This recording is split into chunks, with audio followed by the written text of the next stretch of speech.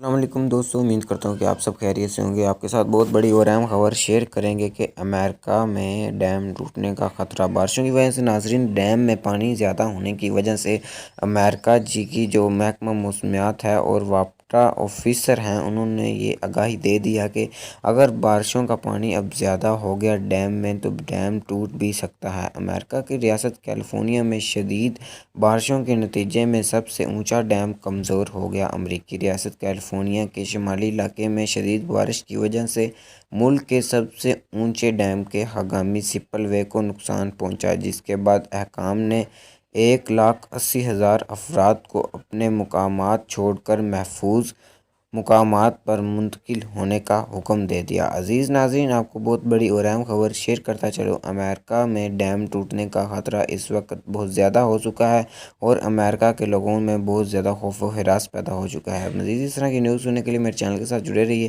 اور میرے چینل کو کر دیجیے گا سبسکرائب۔ اللہ حافظ۔